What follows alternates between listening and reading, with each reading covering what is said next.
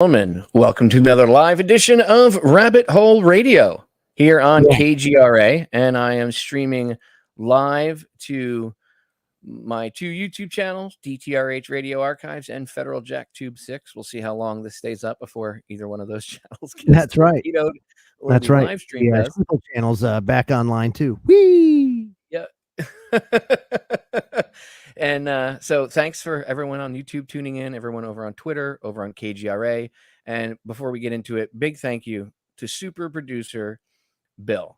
He's really, if he didn't do his magic and stuff behind the scenes, and I always throw him some love because he got to throw him love. He's the man, the myth, the legend. Dude, all the stuff that we used to have to do to make a show run just for audio. You know what that did Bill to me? Does that. That's what I felt like. Totally. He takes it out of it. Baby. Oh, wicked. Yeah. Well, it was rough to do this stuff behind the scenes, just doing audio. And Bill does a lot for audio, video, and he makes a lot of magic happen, especially when I ask him to do things last minute. And he's usually like, Popeye, but he pulls it off somehow. So big thank you. Big thank you. Very heartfelt to super producer Bill. He is the man. He's also the station manager. He does everything. So I don't think there's anything Bill doesn't do. So thanks, Bill. So, Joe, I was hanging out with you on your broadcast. And yes, you were. Yeah, it was interesting to say the least. The world's going to hell in a handbasket, I say. Yes, we are going to hell in a handbasket, and you and I are riding the bicycles.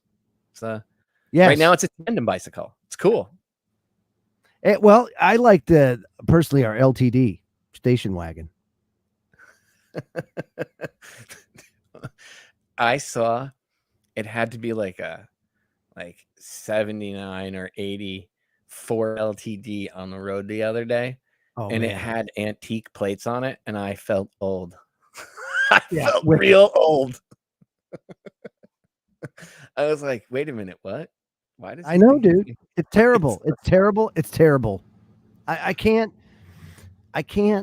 stress enough how absolutely fast I'm aging. Like fast. Like there's no doubt as you get older, days go by faster. Dude, like I swear, like when we first started doing this, I mean, I've known you now over like 10 years. I've known you more, I've known you about a quarter of my life. Freaking 17 years now almost. Yeah, I've known you more than almost like a third of my life I've known you. And we've been doing this stuff. It's crazy. Yeah. Like when we talk about this, like when I say, you'll hear me bring up, it's weird to be living in what we warned about. It's weird because we warned about it. We knew it was coming. Living in it is a different thing. But the weird part is how people, and we warned about this, but seeing it with your own two eyes, just they acquiesce.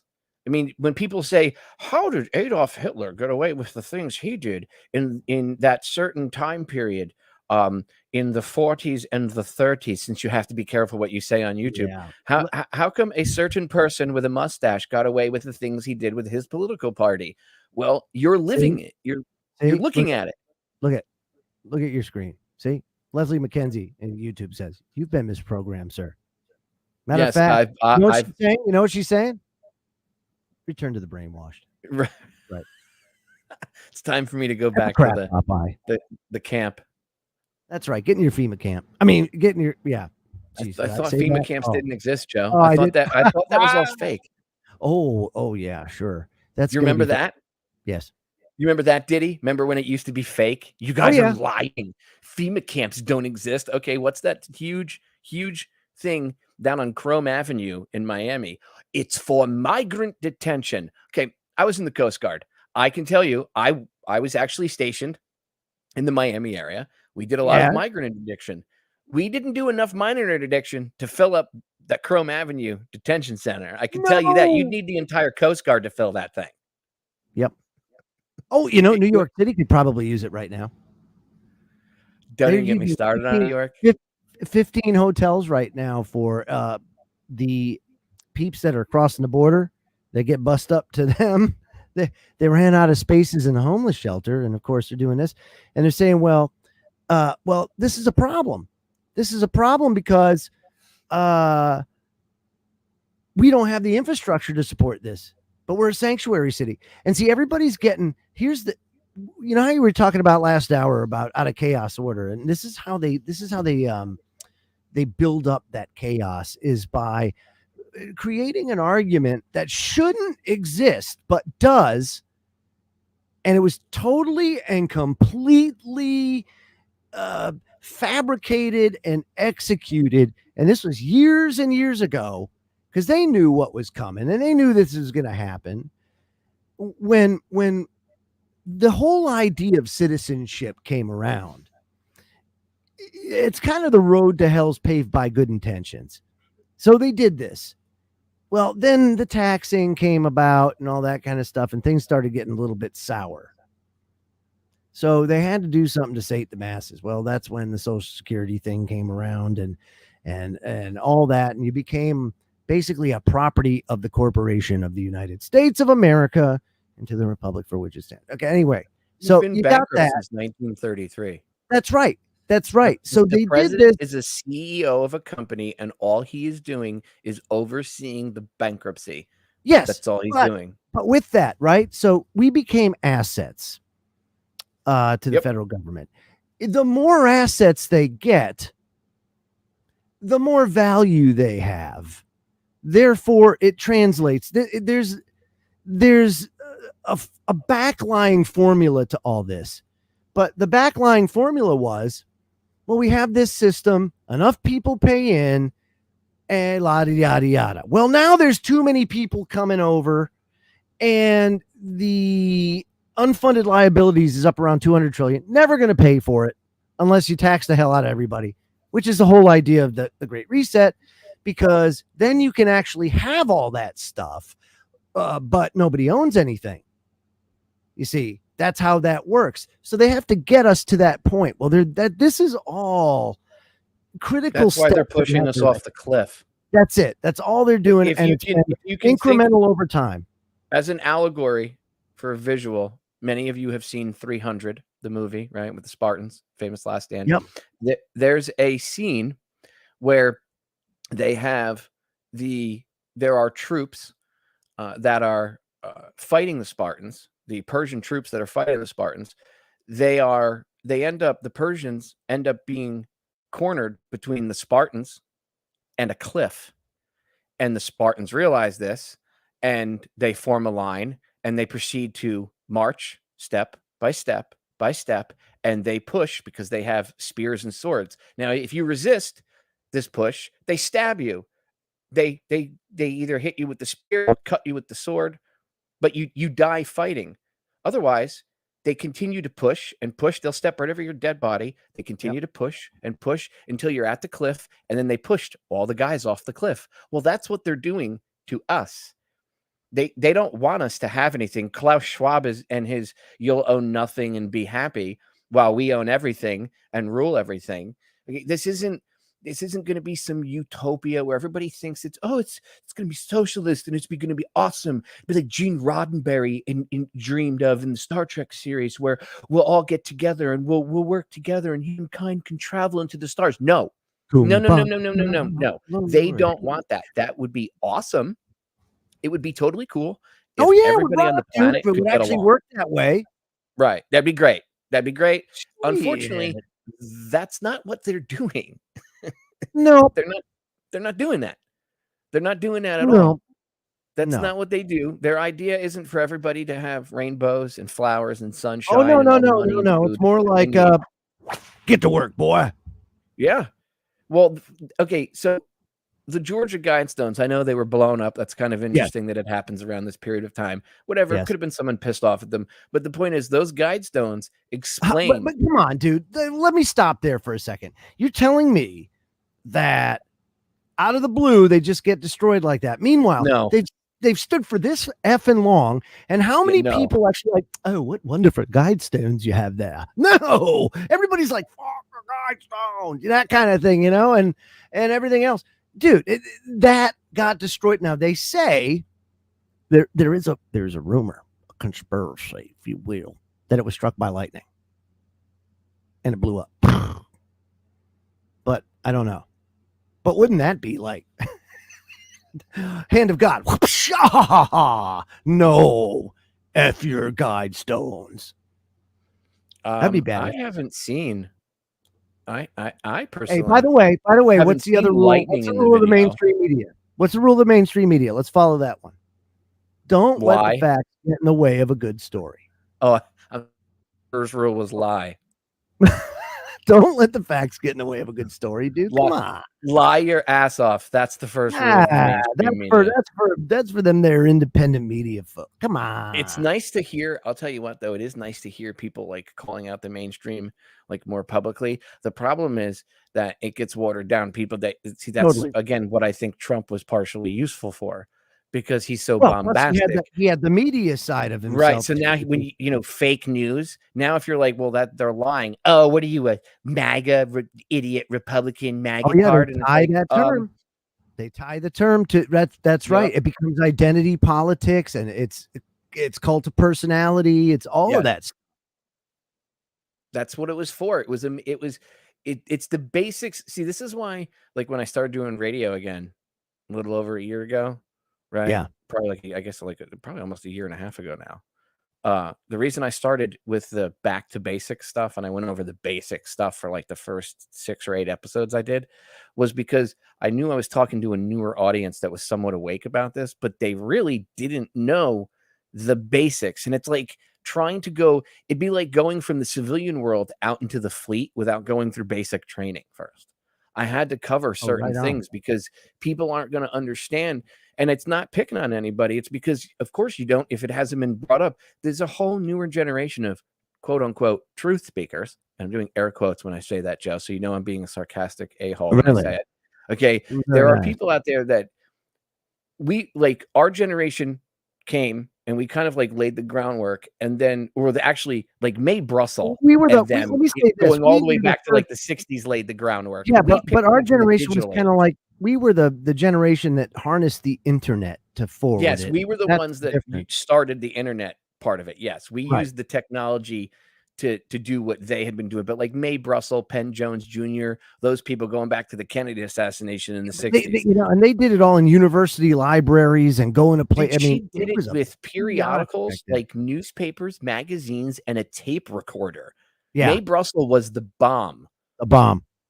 I play her old stuff. I have some of her old stuff on YouTube. And years ago, the guy that runs her archives gave me a copy of her entire archive to air. And over the course of time, I'm going to do that, especially when I have surgery. I'm going to be editing up and airing some of Mae's classic broadcasts for the listeners. You're going to, especially because she was, the stuff she's talking about is back in the 70s and the 80s. A lot of the stuff I'm going to play and you hear it. And this is 40, 50 years ago.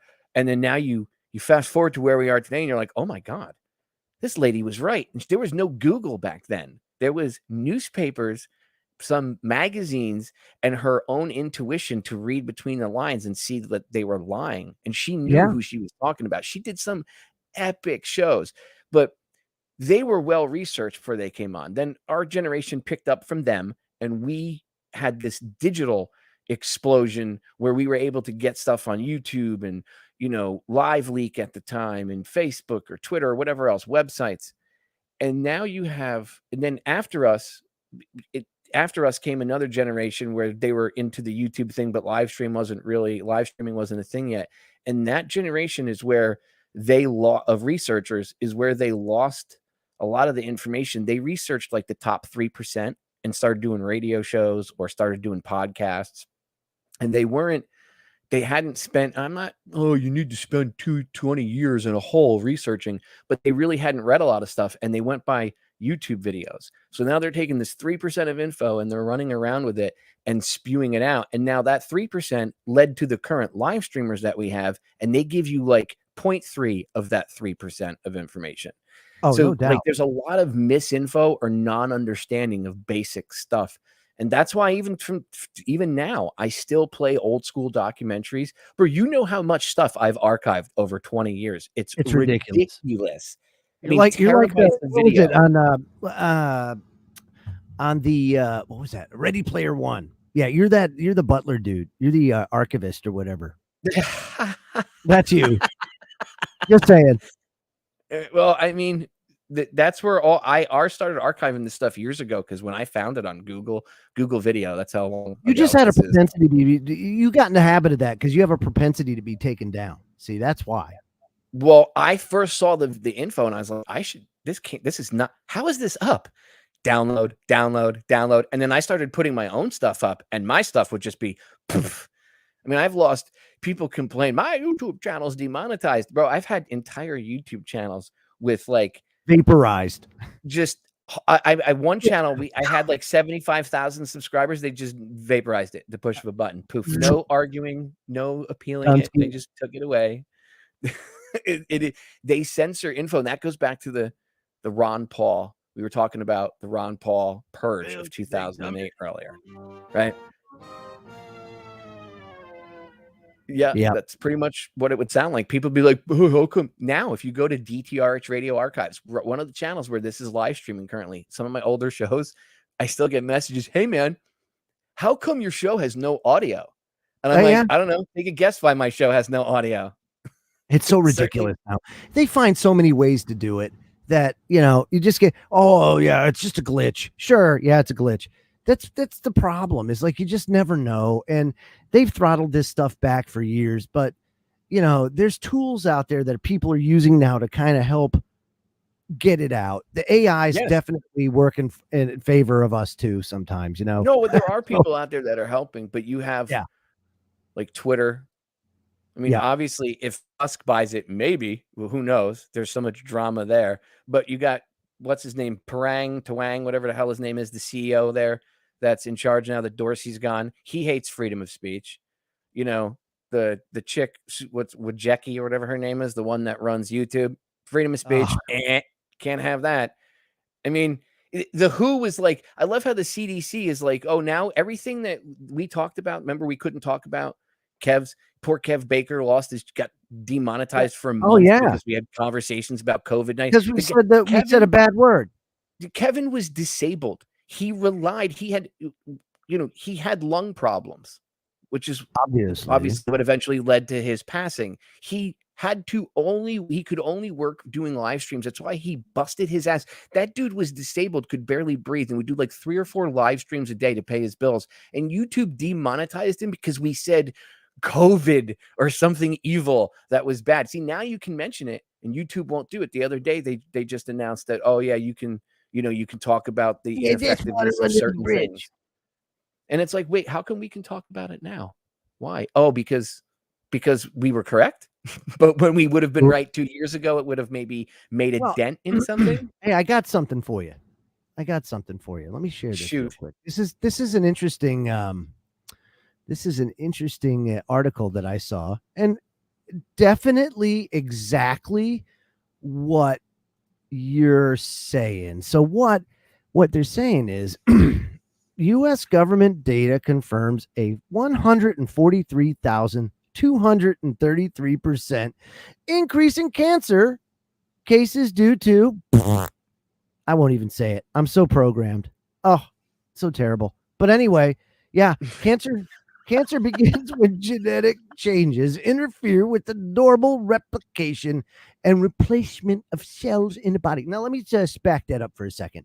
So there's this thing called CRISPR-Cas9, right? Because that's what we're going to call, for lack of a better term, that's what we're going to call this, right? Because that's what it really is. See, back in 2018, there was a TED Talk, and I've referenced it in the past, maybe a couple weeks back, talking about gene drives and how that works. And it's centered around mRNA technology, which is, again, CRISPR-Kit, which is genetic scissors. Of course, RNA is the instructions to your DNA to be able to do what it does. So when they say, well, we're not manipulating DNA, that's a really, really, really, that's a stretch. We'll put it that way. A super stretch of the truth. Are they? Yes, they are. Of course they are. And it's because they're changing the instructions going to the DNA, but they're modifying the RNA. So that's what they're kind of right. And so people get like how you could change instructions like that. They're like, wait, I don't understand how you could do that. I know they make it sound, I'll put it in like an easy to understand format, we're computers, right? Yep. Our brains are biological computers, and our bodies are run by the biological computers. Our bodies are biochemical machinery, and you can reprogram the machinery with DNA. Okay, because DNA is like a storage drive. They've admitted Right. this years ago. They were talking about being able to download information into people's DNA Absolutely. strands. Your DNA strand, our DNA strands are like a thumb drive. It's like a thumb Okay, drive. so all they have to, what they're doing is genetically going in and they're changing the programming on that thumb drive to make your DNA do whatever they want it to do. And That's you correct. start seeing, let me ask you a question, Joe. Let me ask you something. If this stuff was so safe, if CRISPR technology and dicking around with gene splicing was so safe to just start doing it in the general public, why is there a sudden rise in instant death on every level I across couldn't tell you. all age groups? No idea. They all have one glaring thing in common, but you can't Climate blame change. that. I've seen articles blaming heat. I've seen articles blaming exercise. I love myocarditis can be caused by exercise. What? It's the most ridiculous. Here's the What? problem. Here's the And problem. strokes in 6-year-old children are perfectly normal, Joe. Here's the problem. They can't dumb They're people down fine. to the public school systems because now people are homeschooling in record numbers, right? So that didn't work. And the internet, unfortunately, educated a lot of people that decided to go down the rabbit hole and figure things out. So now they're stuck because they're saying this stuff. And yes, are people trusting to a certain extent? Sure, some are, but a lot know now, and they see it. It's glaring. It's terrible.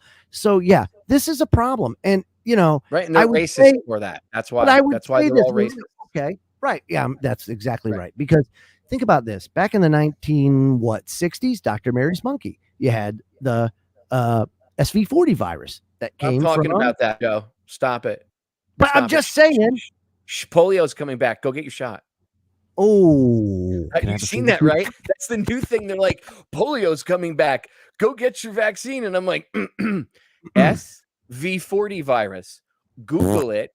This is, remember, we were talking to Kevin McCarran, and I was like, have you guys ever heard of Mary's Monkey? And he was like, what's Mary's Monkey? And I was like, oh, people need to read that book. Ed Haslam wrote a very, very informative book called Dr. Mary's Monkey. And there's another book by Judith Barry Baker that goes along with it called Me and Lee. You need to read, if you read Me and Lee, and then it explains Lee Oswald is who Lee is. And Judith Baker was Lee Oswald. He was her handler. They also ended up being lovers. But she explains about her time when she was in New Orleans working at Tulane University with Dr. Mary Sherman on, she was told a cure for cancer, and then it ended up they were actually weaponizing cancer. Again, don't let the facts get in the way of a good story. But and then, of course, on the day that Gaten Fonzie, an investigator for the Warren Commission, you're not talking about Happy Days, are you? He came, no, not that Fonzie. Okay, just checking. Gaten Fonzie was a World War II veteran, and he was an investigator for the Warren Commission, where he was sent by them, and he was a real investigator. And some of the people that he went to go interview in New Orleans ended up, Mary Sherman died, and they found her, but of course it was they said it was a robbery and a sexual assault. They found her with her one arm burned completely off, like a Gary Webb death, stabbed multiple times, although she was stabbed post-mortem. So that's interesting. You got to read the book. There's a lot more to it.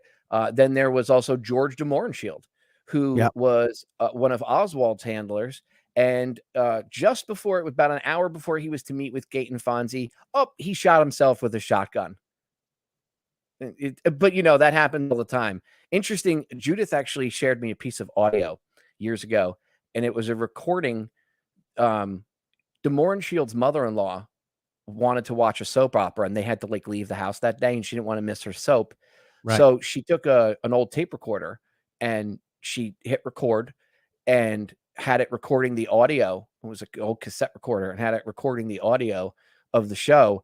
And in it, you hear the alarm in the house go off, and then you hear a noise like someone walking in, and you hear the shotgun go off. So it was always interesting. Like they had an old school alarm on the house, and the old school, you hear the old alarm like go off in the background.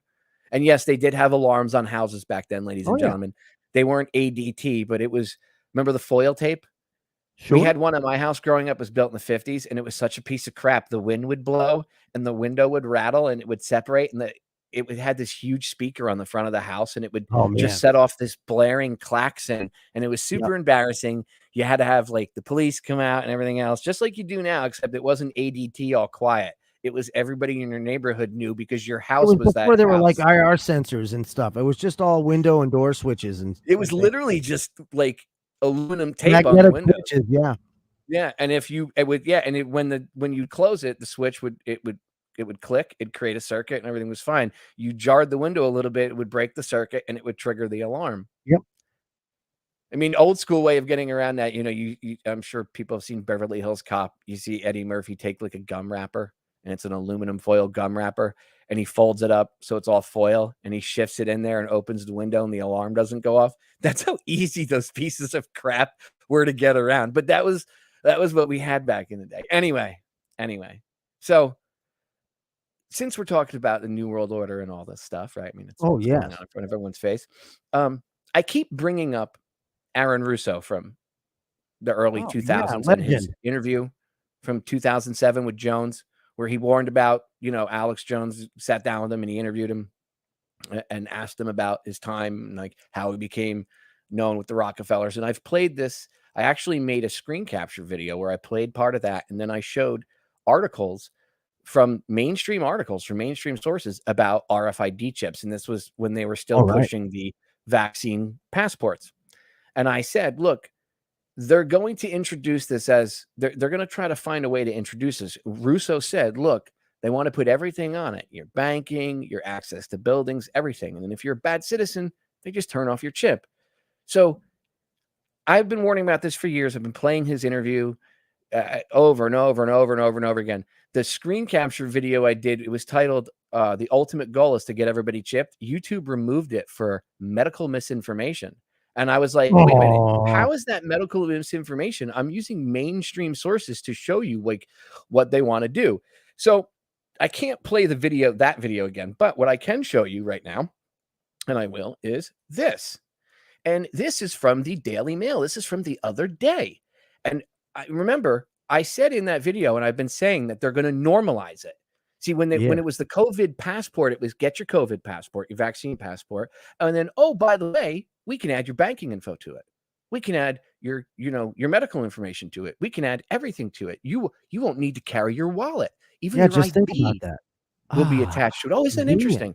So now this is from the Daily Mail, and you can see it's August 27th of 2022. So it's just, this is today's date. Okay. And now, and I think this was written on the 19th. So this is only 8 days old. I have this up because it was like last week I found this. It's only 8 days old. So I'm showing the two dates.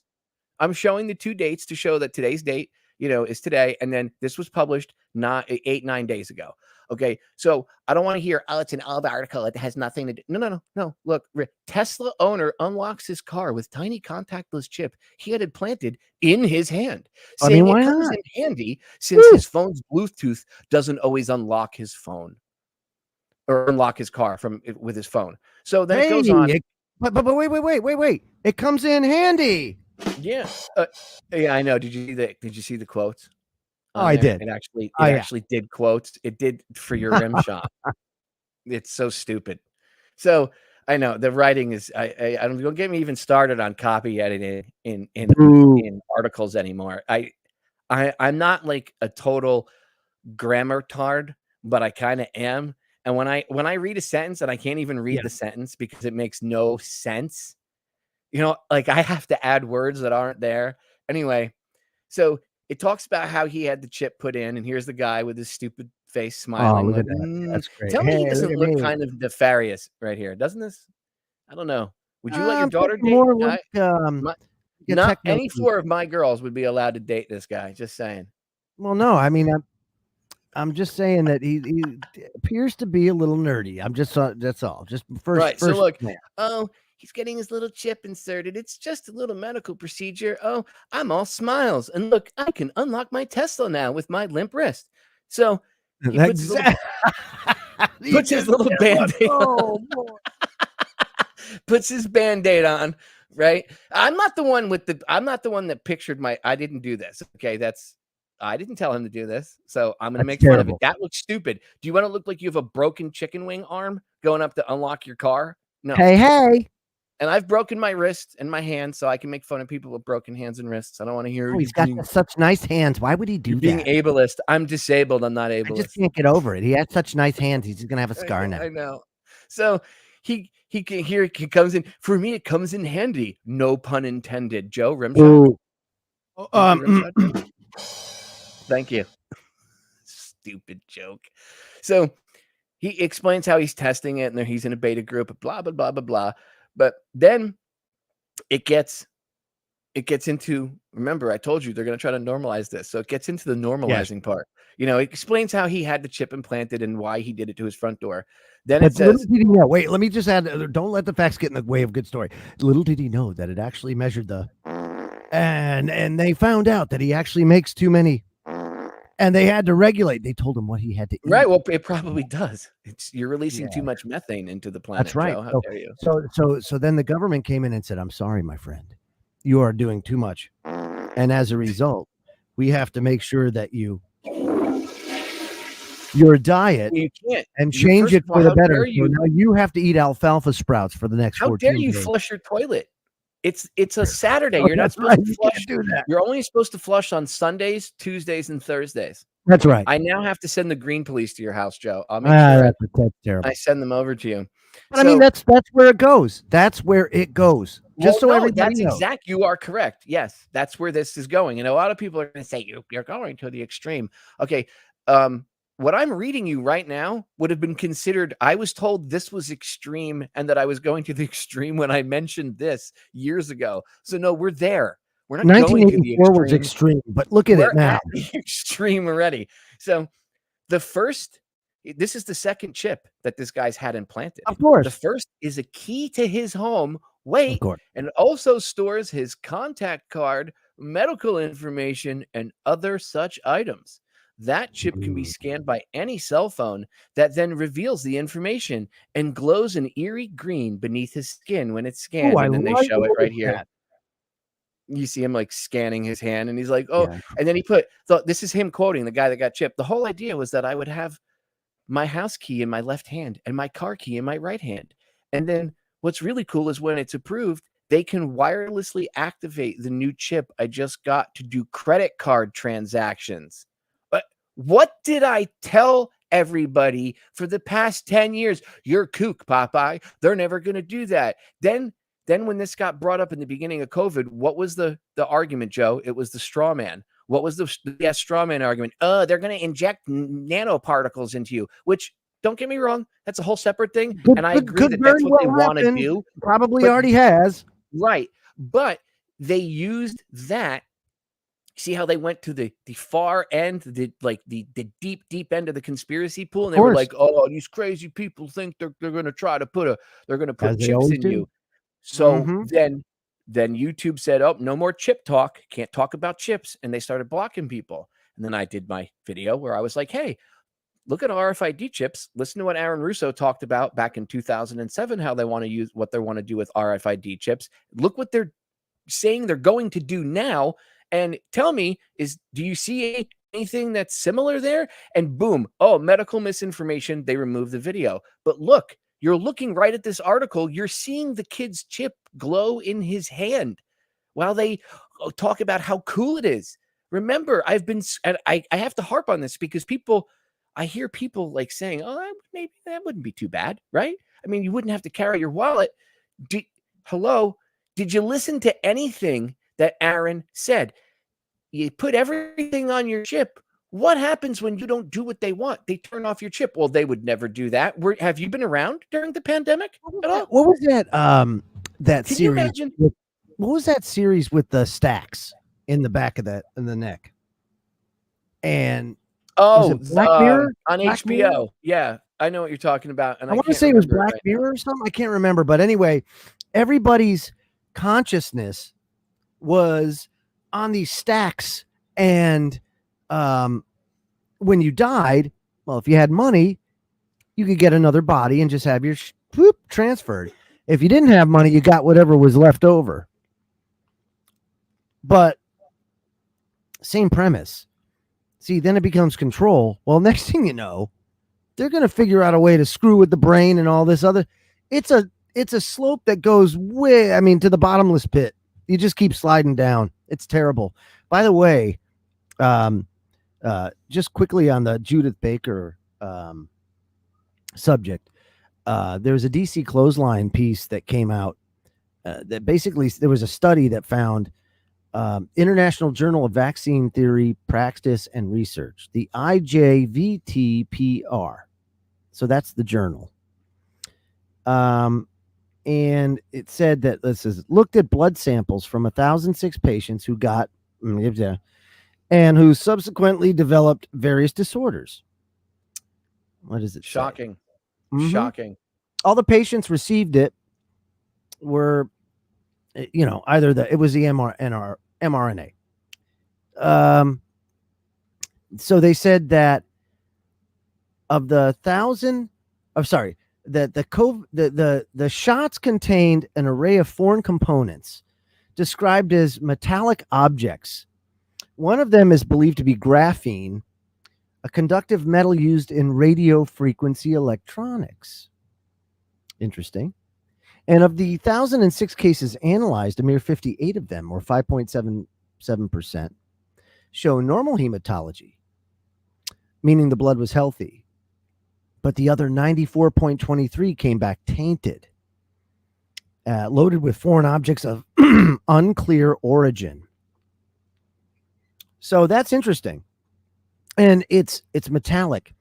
Now, it also said 948 cases showed tubular or fibrous formations, and frequently also crystalline and lamellar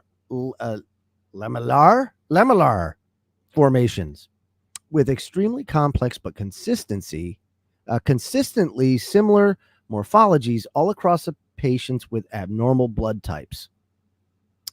So metallic compounds, graphene oxide, this is crazy, and it's all about being RF capable. Let's just put it that way. Our bodies are already antenna.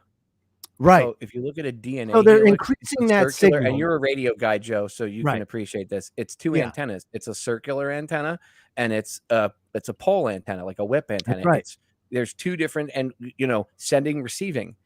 So that's why you can feel vibes from people. They understand it. Can you imagine if we already don't really even have, as a general public, a full understanding of how we interact with electromagnetic frequencies just on our normal, just scratching the surface, physical level. Can you imagine you start injecting graphene oxide into people's bodies? And that's also what's tearing people's stuff up. That's the graphene oxide is like tearing things apart on a molecular level. People don't get this, and then suddenly it's not a coincidence that everybody that's gotten a certain thing from a sharp thing from a certain place. Yeah, from a certain place, and made by certain companies during a certain time period within the past few years. Certainly, and I think everyone knows what we're talking about by this point. It's not surprising that everybody that is suddenly dropping dead, the one thing that they have in common is that they all had this sharp thing happen to them. Very terrible, very terrible. And it's funny because they don't want to talk about it. You're not talking about the cause of death could be labeled as anything but related to that. No doubt. No doubt. It was Thanos snapped his fingers. That must be the answer. No doubt. Thanos got the Infinity Gauntlet. Well, let's take it a step farther than that. Let's take it a step farther than that. I'm sure a lot of people have heard of binary bioweapons, right?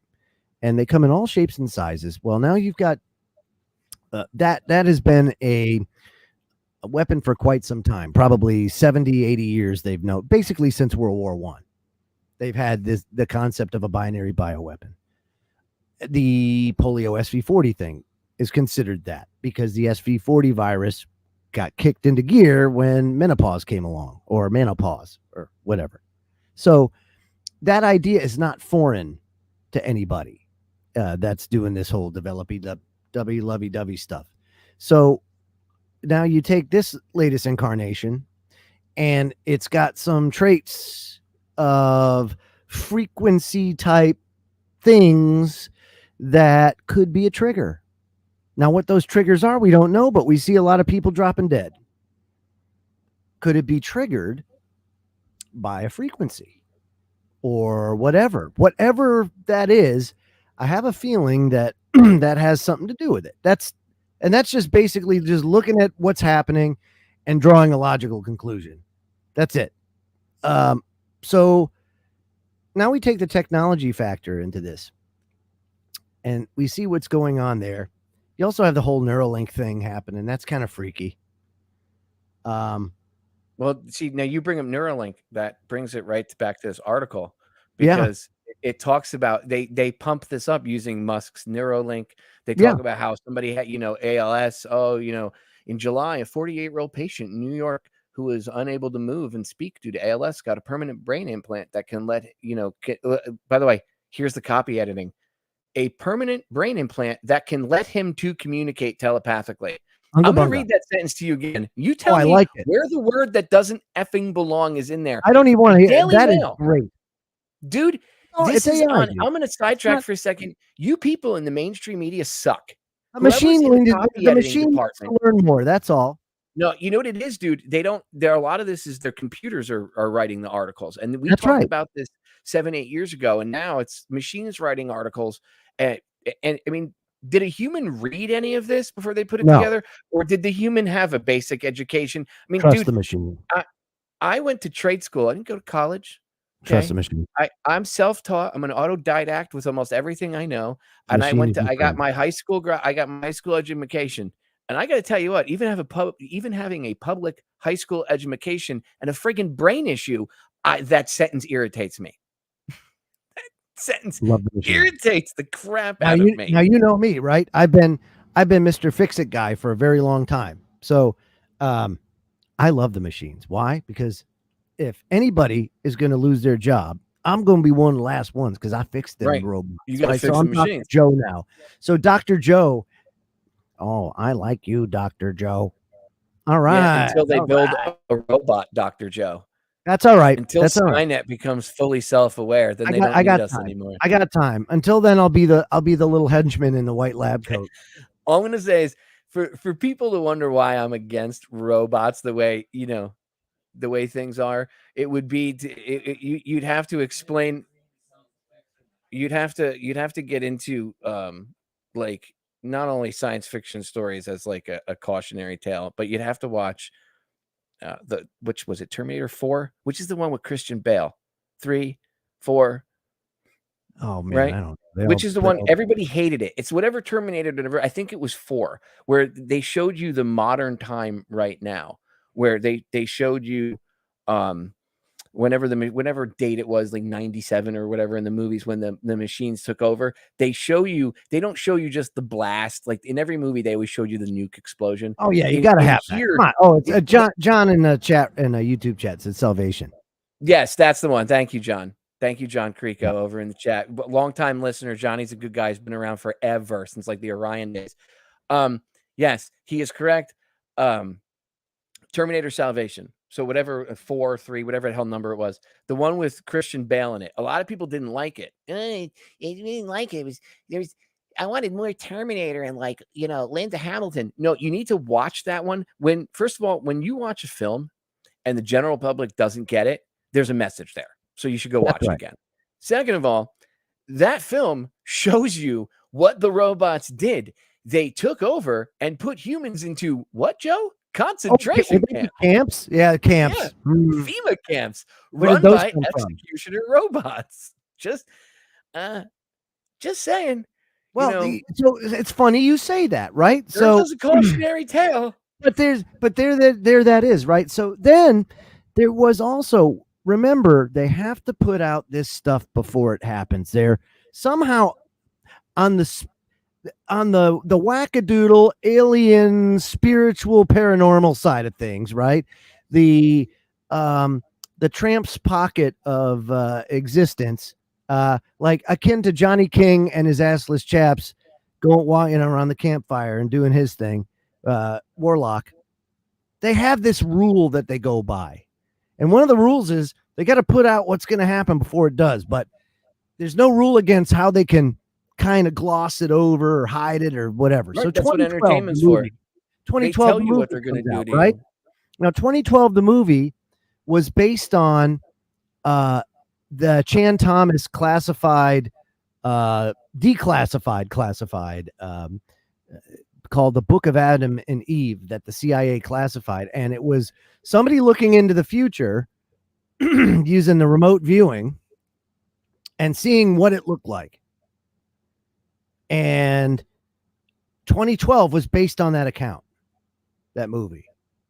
So that's what they see, and they know that it's probably going to go down like that.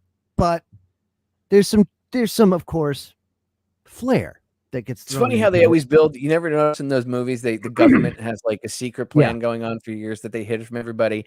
And of course, the arcs that they're building can only hold a certain amount of people, and it's usually only the uber rich and the politicians that get on it, and everyone else is SOL. Okay, but there's no historical precedent for that, right? Look at all the mountains and all the deep underground military bases that exist. You know, obviously an event like that where you have crustal shift and instant pole shift, you don't want to be underground. Hell, you don't want to be above ground. You don't want to be anywhere within the atmosphere of the planet, which is why I believe there's such a push to get off planet. Because to go to Mars. Remember, no. The moon, my friend. Why? Well, because typically these events are accompanied by a micronova or a burst from the sun. See, one thing that scientists realized was, holy crap, novas or supernovas or what we consider novas happen more often than we understood. As a matter of fact, they happen. Stars can pop off multiple times in 100 bad gamma ray burst and we're done. So the 1858, the Carrington event, was basically the kickstart to this latest, the poles starting to migrate. That was the trigger that said, boop, okay, planet Earth, it's time. Woohoo! And so begins the cycle until one day they get too far, and then it's instant. It's in a day, according to Chan Thomas's book. It is whoop. That's it. It just goes within a day, and so that's kind of where that is. It William H. right there. He says it best. Yeah, Ben Davidson. Ben Davidson has really done a lot of great stuff in researching this and kind of going back and figuring out, holy moly, this is crazy. So here we are. We have this event that's coming. They've kind of put it out there that kind of stuff is going to happen. So one thing they learned was, oh crap, it happens very fast. So feasibly, all you have to do is hitch a ride to the side of the moon that always faces the Earth and wait it out a couple days and come back. Within a month, things are starting to settle. New continents are starting to kind of come into play. Everything is you just have a handful of people and you start over again. You think that's what happened to the buildings on the moon the first time? I do. When was it Tranquility Base right off not too far from Tranquility, or was it further into the dark side? I can't remember. It's been a while. No, it's the dark side of the moon. You know what I'm talking about? The shard. Yeah, but it was right. It was right on the edge, and that's where they saw those particles. That showed that, holy crap, man, the moon got absolutely cooked. How did that happen? You know, it wasn't like an incoming supernova from another galaxy. It was nothing like that. It's because the sun pops off every 6,000 years or so. Right. So see, this is what I mean. this is like an important thing to focus on, right? And instead, we kill each other over whose piece of sand was gifted to us by the holy real estate agent. Stupid. Right. So the idea is, so let me do this real quick. Let me just show you this, because this is fascinating stuff. And this is another thing I dove down to, because it's very important that you understand the whole thing, even the escape plan. It's crazy. So let's see. I got that. Okay. Let's go to NASA, because NASA, of course, on Monday is launching Artemis 1, and that's the moon mission. It's going to be up there, I think, 6 weeks. And it's the biggest test flight. It's the largest rocket we've ever built, the Space Launch System. And it says the first launch is another step in the blueprint of our sustainable exploration of the solar system, you see. Sustainable, yes. And the reason why is because they're using liquid oxygen, liquid hydrogen. There's no fuel that has to be really man-made. The reason is because they want to develop a base on the moon so that they can refuel using water, that they find water ice, that they can use electrolysis, break it into the two components. It's obviously cold out in the vacuum of space, so they have no problem with the cryogenic side of things. So all they got to do is basically collect it. Same thing on Mars. So they're trying to do this in a very smart kind of way, which I get. So the idea is Musk is working on his rocket, right? His rocket is not as big as this, let's just say, as far as the, oh, look at that. Isn't that nice? Let's just expand that for a second. Oh boy. Oh, that's some serious rocket porn right there, if I've ever seen it. Oh yeah. But see, that rocket has a very limited payload for all of the things that it's doing. So what's Musk doing? His Starship is going to go up into orbit of Earth to a Starship tanker. And that Starship tanker is going to go and refuel that Starship. But that Starship can carry 150 tons of cargo. So you fill it full of robots that go over and construct the base before the humans get there. And then you can do that with 150 tons of cargo and you're just sending Starship after Starship, and all it takes is water to fuel it. Well, hey, that sounds pretty cool. The idea is to put that base in a safe zone so that when that happens, you shoot out and you go back, and that's it. And it's a race to the finish, so they say. And you can tell that things are getting bad. On my show in the next couple of weeks, I'm going to have Skip Hailstone from Life Below Zero on Discovery. Because if anybody knows subsistence living and how the global changes, the earth changes that are happening are affecting his ability to provide for his family, something that's been done for generations, like the migration patterns of caribou or the moose population, or even more important, the salmon population has been absolutely decimated up there. So, I mean, it's crazy. And it's all, a lot of it's climate change. So these people here who depend on that to live, they're putting fish wheels in the water and they're doing it, but there's only but so many people up there. And it used to be okay. Now it's not. So you have very restricted, if you're even allowed to fish at all on a lot of these rivers. It's very tough, very tough. So he's going to get into that a little bit. And what climate change help. The climate is changing. It's totally. Not from cow farts or your SUV. No. It's, those lines in the sky that you see. They've convinced everybody again that don't exist. It's amazing. Everyone's so busy arguing about their pronouns and whether pronouns are a thing and whether there's really 100 genders or not. It's funny. It's almost like they've got them distracted. They've gotten society so distracted with nonsensical bullshit that they're not looking up. And if they looked up, they would see what's going on. They look at this. Clearly see what's going on. Look at Jay Watt. He just brought up the Dumbs, which is true. You know, you take a look at the Ozarks and all of the fortresses that are built in the Ozarks, as well as the amount of money that's in the Ozarks, is unbelievable. And you have to remember, there's not everybody that can have a rocket and go to the moon. So you're going to have people that are going to hunker down and do that. Now, remember back in the 70s, there was that map that came out that said, "Wow, when this happens, boy, I think we know where the safe zones are." And they made that map. Well, one of those places supposedly is the Ozarks. So that's why you see all those people flocking there, you know? Yeah, I'm going to have beachfront property. Right now, I live in the Florida woods, but according to you're the so map, screwed. I'm going to have beachfront property. You're so screwed, dude. You're going to have a 2-mile high freaking tidal wave just eat you up. And same here. It's That's either that cool. or I live like 70 miles inland.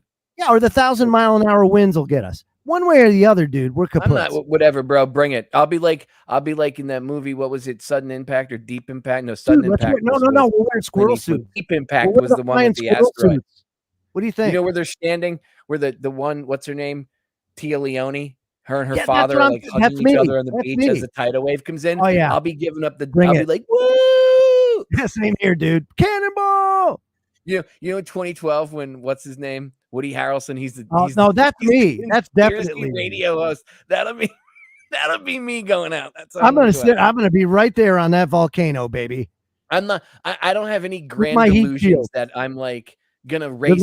I'm gonna be a limo driver who races outraces the end of the world in a limo, and then just happens to get aboard what are they? The Tupolev, those big airplanes. Didn't Russia just blow up a bunch of them? So I guess we're not going to end at war with Russia. There was only one. Can't rely on the Russian connection now. So there was only one of those, and they blew that up. Yeah. Yeah. So we're all screwed now. Good job. Oh, we're effed. Good job, Russia. Thanks a lot. This is why humanity can't have nice things. It's all Putin's fault. The Putin, he did it again. He's just a freaking useful idiot. And again, you know, it's all about. Bro. It's just all narrative shit. None of this. Wait, you mean to tell me that? You mean to tell me that Vladimir Putin is not like the ultimate he's not Cobra Commander from G.I. Joe in the 80s? What do you mean? Dude, Vladimir Putin just likes to have rich things and fancy things. And I thought Osama bin Laden. That's what he likes. That's all he likes. And he'll do whatever he has to do to maintain it. I thought bin Laden was the bad guy. It's weird because suddenly he's not the bad guy anymore. And we give his family all these lucrative construction contracts in the Middle East every time we invade someone's country and blow things to hell. The U.S. Embassy in Iraq. Who do you think built that? Popeye? Right. Who did Halliburton subcontract out to? Bin Laden Construction. My.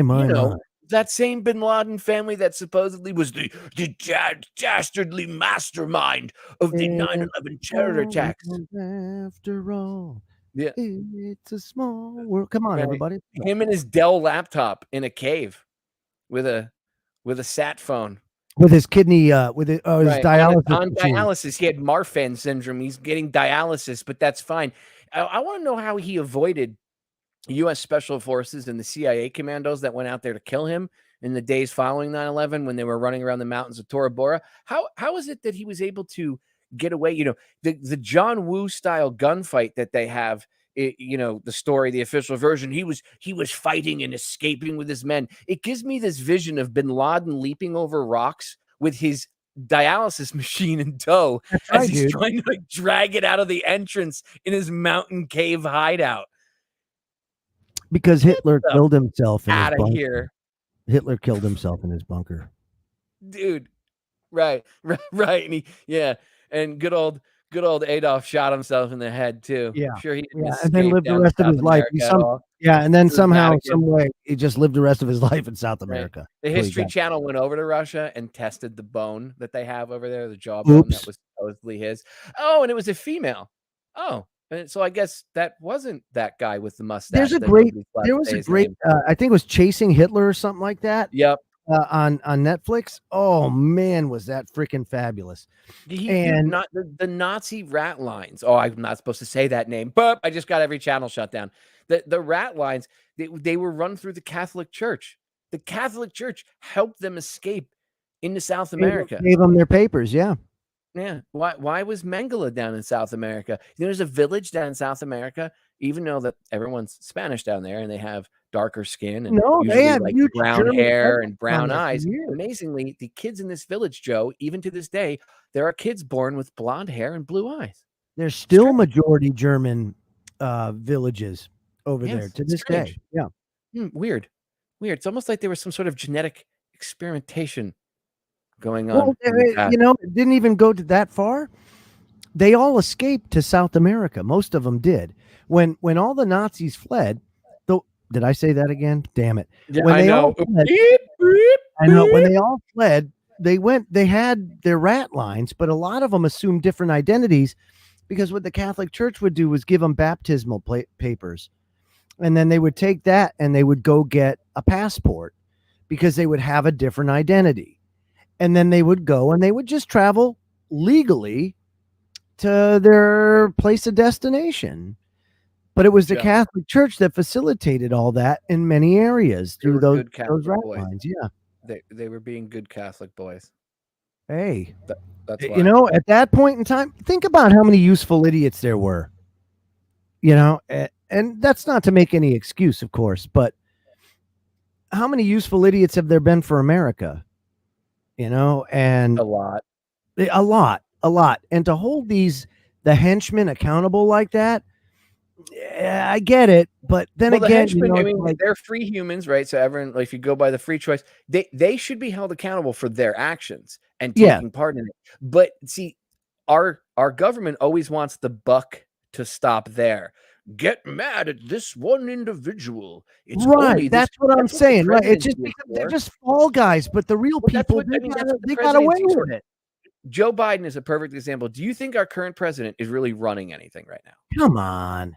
No, when he does make a decision, it's a cluster F. So no, he's surrounded by advisors. He may get pissy and slam his hand on the table and say, I'm the president. And then they kind of have to do what he wants. But there's been repeated times where they've done things, his administration, the White House has done things that he then, makes like they call it, he's verbally fumbling again because he says, he got mad. They corrected something he said. I forget what it was. It was probably about Putin or starting World War III or whatever the hell he was trying to do at the moment because he can't tie his own shoes. But he said something and they came out and corrected it. And then he got pissed and angry that they corrected it. And he even made a public comment when someone had asked him about it. And he was like, no, blah, blah, blah. I still stand by what I said. And I can't remember right now what it was, but it was like one of his verbal cluster Fs. And he's not in charge. He's not running things. Bush wasn't in charge. He's not in charge. He wasn't really in charge. None of them were. They get told what to do. Although down in the basement, Christina pointed something out to me. She saw, and I don't know where he was being interviewed, but maybe he was being interviewed on Jimmy Fallon or something. But he was being interviewed by somebody. It might have been one of these I think it was one of these late night shows. And he said that if he could, behind the scenes, sit in sweatpants and a t-shirt in a room somewhere and speak to some president through an earpiece and direct things, that he would gladly do that. And he would not have a problem doing that. He would gladly run the country for a third term. What do you think he's doing?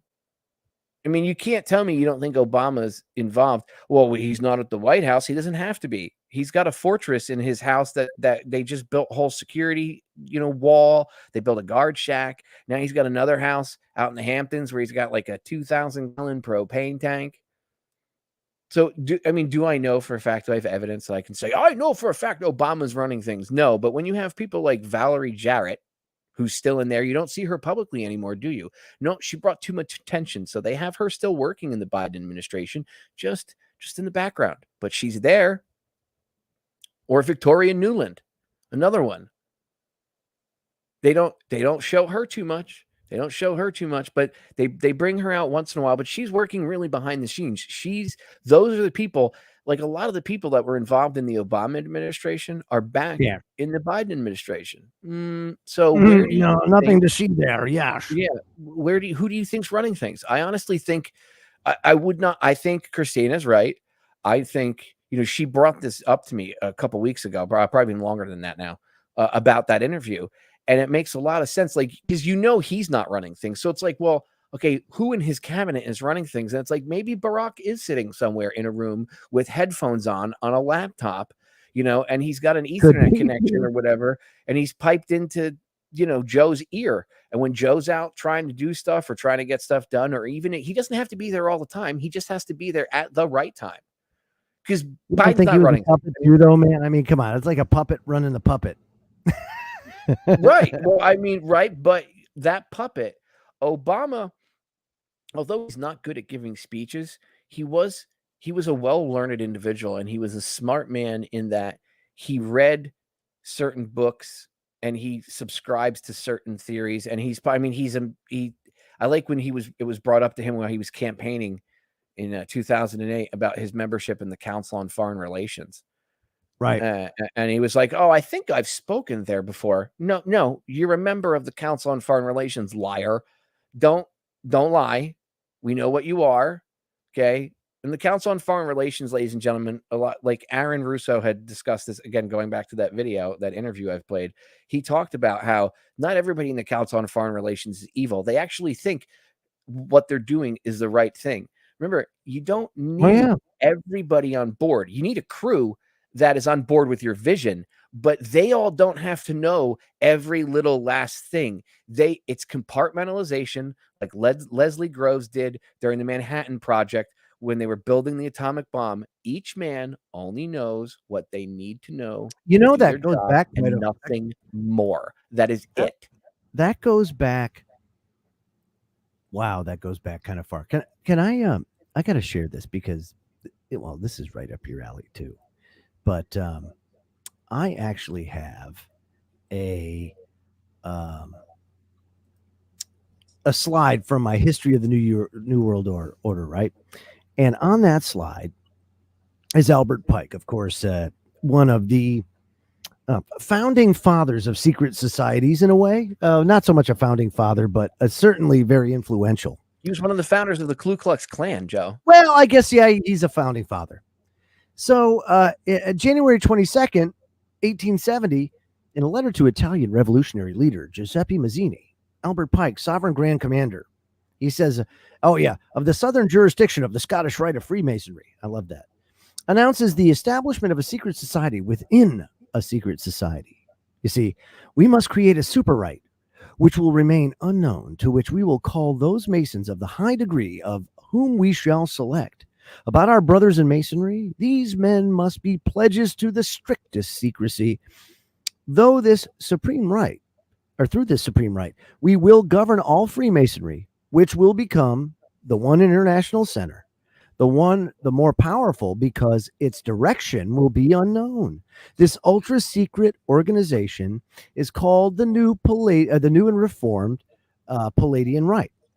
This is why about 95% of the men involved in Masonry don't have a clue as to what the objectives of the organizations are. They just think it's a place to get cheap drinks, but that's the whole point. Right? He called them the blue degrees.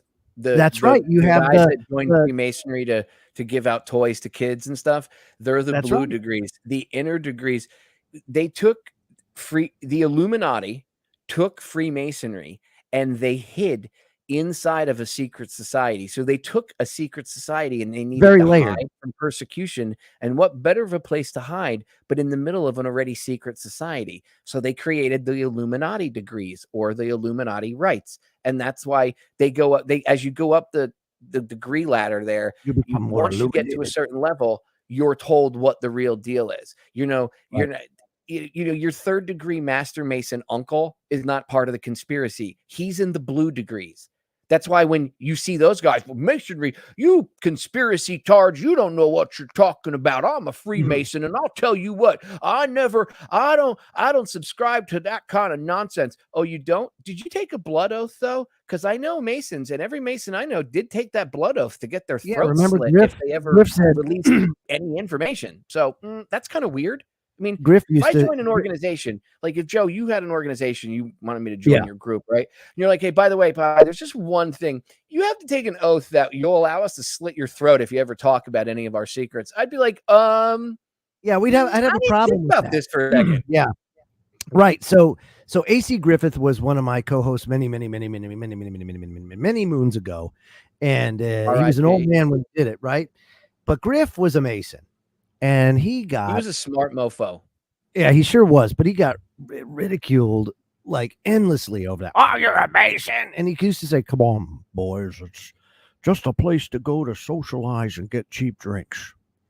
You know, you ring knock a little bit." His wife was a judge, and it was almost like, well, if you're with the judge, then you got to be part of the bet. You got to be in there.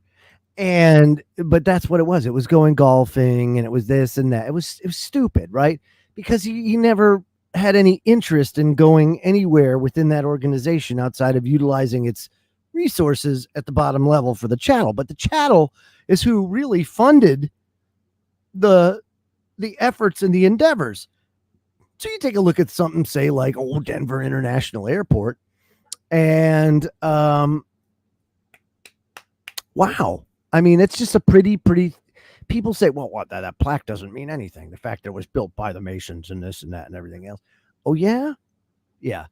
Believe what your eyes see and what you hear. You know that it's a messed up place, and there's definitely layers to that. But it's all done by a very select few people. Like, for example, the mainstream media. It's really controlled by about 5 people. I mean, there's thousands upon thousands of people that work for them, but they're just only henchmen and henchwomen. Certain people in certain positions of power to control things, and that's it. And they understand that. And when people are like, "But our government is so inept," no, they're not. No, they're not. See, that's the con. People within the government are pretend to be stupid because they understand that if you pretend to be stupid, people will expect less of you. So people are like, "Oh, the government is so dumb. I can't believe they can't get this right or they can't get that right." No, they're not dumb. Yes, there are dumb people and dumb decisions made for sure. Totally. Right. But they're not dumb. They know what they're doing.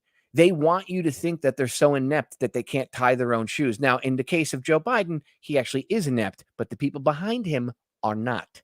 And no, they're not. Is what the deal is. Okay. Yeah, the Susan Rice and all them. These people are not as stupid as you think they are. They're not. And I know everyone loves to say, well, government's so useless. Government literally means, if you translate the word, okay, government is a tool, right? But if you actually translate the word government, it breaks down into Latin into 2 words, a verb and a noun. Govern, which means to control, like governance, govern, and ment. Ment comes from mentis, which means mind. So to control the mind is literally what the word government translates to. I'm not making this up. This is why they want to change the meanings of words. And if you go and you actually study the root causes or the roots of words and the root words and meanings of where these things came from, you'll understand this stuff. But this is not something you're going to learn from watching a 2-minute video on YouTube or even listening to this broadcast wherever you're listening to it. You have to do the research. You have to, or you're not going to stand a chance. When I say you have to, it doesn't mean because I'm telling you to do it. If you want to have an understanding of what's going on right now, you have to. There is no more, well, maybe you can take 5 minutes. No, you need to educate yourself now, or you don't stand a chance as to understand or even stand up to anything that's going on around you. You don't. And I'm not picking on you. By the way, to bring up Pike, interesting crap. I don't know did they actually tear down his statue? I know when they were tearing down statues, we brought up, and I said to you one day on a live stream we were doing, I said, wouldn't it be funny if they tore a statue down? And somebody brought up Pike's history. Somebody brought it up, but it quickly I don't think they ever tore the statue down, did they? No. So why is there a statue to a Satanist? And the guy was he bathed in blood. He did like sexual rituals in the woods and would bathe in blood and stuff. I mean, this is all, when you research who Pike was, you'll find out. Okay. They named Pikes Peak after him in Colorado, but why is there a statue to the guy who helped found the Ku Klux Klan? Okay. And he was a Confederate Civil War general. Why is there a statue to him outside the Department of Justice in Washington, D.C.? That's kind of weird. That's a great question. Why is there a statue venerating such a piece of crap? I have a quote from him about that. And just so everybody, okay, let me do this. What about his own statue? Yeah, well, I got a picture of his statue just because, I like to stare at it and just, I know you've got it on your desktop on your computer. That's it. Exactly right. Now you're getting it. Joe named his computer Albert Pike. That's right. Pike Vision. That's why it doesn't work right. That's Pike Vision. Yeah. See, there's his little statue. It's right outside the National Archives in Washington, D.C. If you ever want to go look at it, that's him. Hey, how you doing, buddy? So on July 14th, 1889, Albert Pike issues instructions to the 23 Supreme Councils of the world. He reveals who is the true object of Masonic worship. He says, to you, sovereign grand instructor generals, we say this, that you may repeat it to the brethren of the 32nd, 31st, and 30th degrees. The Masonic religion should be by all of us initiates of the high degrees, maintained in the purity of the Luciferian doctrine. Boop, there it is. Right. So now that same guy in that same letter to Giuseppe Manzini, he wrote a treatise about, and this has been argued. I know many of good researchers have looked into this over the years, and I've debated over this subject whether or not it was real. I've done plenty of shows about it. I wrote an article about it a long time ago on Federal Jack that went uber viral, and it was called Albert Pike and the Three World Wars. And it explains this idea, and people could say it's fake or whatever, but his letters to Manzini were real, and supposedly they were real, dude. Manzini was also real, and this treatise that he wrote, and he basically described how they were going to bring about the three world wars: World War I, World War II, and World War III. And when you read this treatise on it, you see that the way that they described they were going to do it, the way that they described World War I and how that what their goal was to be achieved from that, sounds a lot like Wesley Clark. Happened the way they wanted it, but they didn't get the League of Nations, which they wanted. So then World War II happened, and what did we get out of World War II? The United Nations, right? And then World War III was going to be brought about by pitting, and it even says this, they were going to pit the Jews and the Arabs against each other and have them wipe each other out. Well, stay tuned. And gee, that's kind of funny.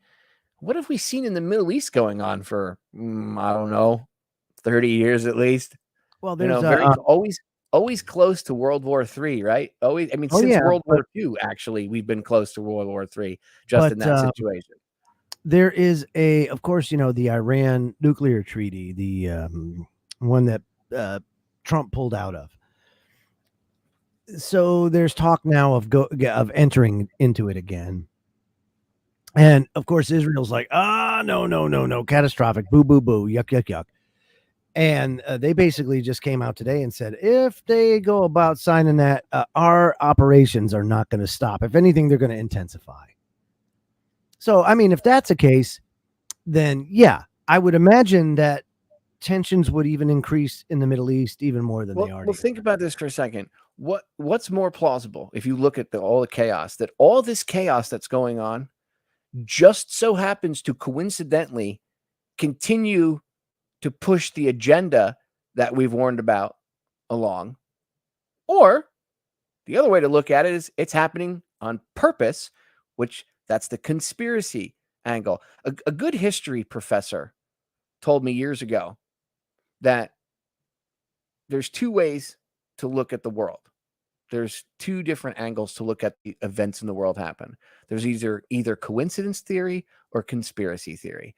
And if you're educated, conspiracy theory actually makes more sense and follows Occam's razor more than coincidence does. Because, I mean, come on. I'm not a big fan of quinky dinks. No, I mean, I know sometimes a coincidence can happen here or there, but not the way, like on 9/11, right. How do three different separate levels of security around Washington not stop a quote unquote plane from hitting the Pentagon, even though there's never been any video footage released of it, except for some shitty still frame that the plane passed. You don't see anything but like a puff of smoke And they go, well, the plane was traveling so fast, you missed it in between the frames of the video footage. What? They got really lucky too that they were able to get away with it to that extent. Well, people bought it. Video cameras also at the time, the technology was crappier, so people bought it. But if you've noticed, that's what I'm saying. There was the last opportunity. The company that supplies cameras around the world to all these important places where things happen, it must be the same one company that makes these cameras. And man, I don't know if they're like Wish level type of company where you order one thing and get another, or I don't know who's making these cameras. Maybe China's making them dirt cheap or something, and they're just none of these cameras seem to work, Joe. I mean, everybody's camera, from the cameras, the traffic cameras when Diana was killed in her accident, to the cameras on 9/11, to the cameras, the cameras in Jeffrey Epstein's holding cell. I mean, it's amazing how they don't make them like they used to. They don't work. I mean, I don't know. I'm thinking about opening up our own camera company. Oh, you and I should just open up a camera company. You're good at sales, bro. You can reliable cameras. We'll go out. We'll get the cameras going. They never fail. They never stop working. Catch the conspiracy. And the problem is, we'll never get a government contract. Camera company. Ooh, right? The conspiracy camera company. Okay, and the problem is, we'll never get a contract with any government agency. yeah, that's the problem. But then there's because again, this thing has many layers. So then there's private corporations, right? But yeah, they're the ones that are also driving policy and society to. You mean like Blackwater? I mean Z or whatever the hell they're called now, or all these other. Monsanto bought them. Oh wait, Monsanto changed its name. What is Monsanto's name now? Disney World or Disney Corporation. Oh, okay, that makes sense. So Disney. That's right. Yeah, Disney has their own secret army. That's what I'm saying. It's like it doesn't matter. You can't escape it. You think you can, you can't. And everything's corrupt. Well, guess what? Here's the funny thing. Like for all you biblical junkies out there, what happened pre-flood? Everything was corrupt. Well, guess what? Okay. So here we are. We're at that time. Guess what? Everything's corrupt. Guess what's going to happen? All right. Hey, it's a cyclical thing, dude. It's going to happen. So what do you do? The best thing you can do, I think, is to play Fallout 4. Dial back capability. Have the dial back. Get an Xbox and play Fallout 4 to practice. Oh, dude, totally. But even more so is I think I'm joking. I'm not. No, I'm not. I don't think you're joking at all. Go get an Xbox, get Fallout 4 the video game, and play it because it teaches you how to craft weapons, body armor. Exactly. Johnny Krakow said, "Own yourself." Yeah, that's a great start. Own yourself. Just make things simple. And the other thing is, you're not going to avoid it, so don't try. Just go with the flow. Well, and I'm a believer in quantum physics, and just assimilate. People used to ask me about this, and they used to say, "Popeye, do you really think we're going to be like, is it going to be like Avengers Endgame?" Where all of a sudden Joe, by the way, Joe would be Captain America. I've told Joe this before. If we were all Avengers, Joe is Captain America. Kev was always Iron Man. He was Tony Stark because he was the sci-fi nerd, and he was he was a brain. In him to be Tony Stark. He was totally Tony Stark. I was Thor, and Scotty is Doctor Strange because he's the master of the mystic hacking arts and Photoshop arts. So Joe would be standing there with his shield, his cracked shield, ready to face Thanos and his army. And he's going to, all of a sudden he's going to hear on your left. And all these portals are going to open up. And we're all going to come flying through the portals. And I don't think it's going to be like that. I think it would be cool if we could all stand like that together in a big fight and kick the crap out of the New World Order, right? That'd be cool. I'd gladly fight Thanos if it meant that Thunderdome all the way. I'd be in there. Chainsaws, pikes, you name it. Bring it. Bro, bring it on. I'd be stabbing the Chitauri things right in the face. Bring it. I got a chainsaw. I'll show you what a 16-inch chainsaw blade will do to your face in high gear. Shop smart. Shop S smart. Yes, shop smart. Shop S smart. Groovy. Oh, baby, that's just pillow talk. Bruce Campbell, great actor. Oh, dude, my hero. great writer. I would want him to square off funny. with the New World Order too. That we'd have to have him with us. Yes, no, you need him. You need him with his Ash arm from Absolutely. Evil Dead, with his chainsaw arm, so he could fight right alongside of us. But I don't honestly think that's how it's going to go. How it works is, I'm a believer of quantum physics and studying quantum physics. I understand that at one of the most basic principles of quantum physics, the double slit experiment. Yeah. And what did that teach everybody that did that experiment when they started doing this? It taught them 2 slits are better than 1. Right. Well, that's true. Maybe if you work in certain industries, but if the double slit experiment showed that the particle would only appear, well, the particle appeared where they observed it to appear. That's right. Meaning their act of mere observation on the event made it happen. Yeah. Changed things. That's right. So if we understand that, if we can understand on the basic level of just that, this is why I always go over basic rules of things, because from there can branch mighty trees of truth, knowledge, and power. And if we can understand that on a basic level, that the mere observation of something can change things on the quantum level, which then changes things on our level. People have no idea the power they have. Right. Exactly. So by people just listening to this stream right now, listening to this stream of consciousness that's flowing from the two of us out through the internet to all the destinations that it's being streamed to live right now, the people that are listening, the mere act of you listening to this broadcast is changing the outcome and turning the tide. And that, Joe, is why I believe they got so pissed off after 2016. It doesn't matter. Yes, I believe they allowed Trump to win, but I believe what really pissed them off, they blamed, Trump's win on the tech industry and social media. And we said right afterwards, I remember doing, during that stream, I even said to you guys, yeah, they're going to come after everybody, right? Because of all this. But they realized the reach that we had on social media. They may have they may have underestimated us, that, the internet was originally invented to track us and we turned it around on them. And that pissed them off. They understood that we were able, they understand the same concepts I'm talking to you about. They understand.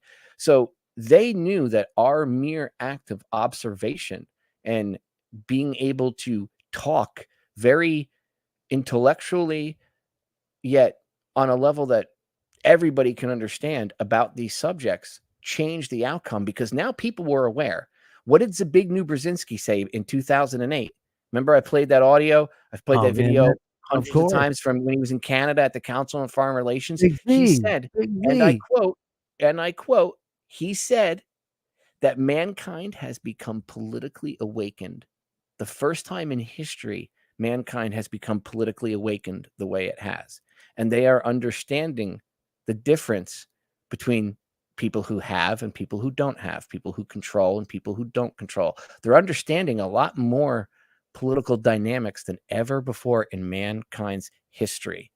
And it used to be, and he said this, it was easier to control 1 million people than it was to kill 1 million people. But with advancements in technology, it is now easier to kill 1 million people than it is to control 1 million people. Brzezinski said this. This is not me saying this. This is Zbigniew Brzezinski saying this. In fact, Joe, I'll let you talk for a second. I'm going to mute myself. I have that clip. I'm going to go find it. That's about good. A minute or two, That's and I'm going to find it because he actually says, he says it. Brzezinski's the founder, or one of the founders of the Trilateral Commission, another secret society douchebag organization. And guess who his daughter is? You know who his daughter is, right, Joe? Joe Scarborough. Mika Brzezinski. She's married to Joe Scarborough, the guy that they do the show Morning Joe on MSNBC 5 days a week. She's in the news. And her father, by the way, Zbig, he helped create the Taliban, not the Taliban, Al-Qaeda. Al-Qaeda. Yeah, Al-Qaeda. He helped to create Al-Qaeda. I mean, eventually those freedom fighters, the Mujahideen, they kind of morphed into the Taliban itself too a little bit. But Al-Qaeda itself, there's pictures of him with Osama bin Laden. That's right. And but that's fine. Well, think about it. Think about this for a second, right? So there's Captain Z, and he's doing his thing because he and Kissinger were like they're buddy. And of course, Big Z is also he was a very influential member of the CFR. Mind you, also, by the way, I think there's over 100 journalists in the Council on Foreign Relations. So you'd have to ask a think tank, right?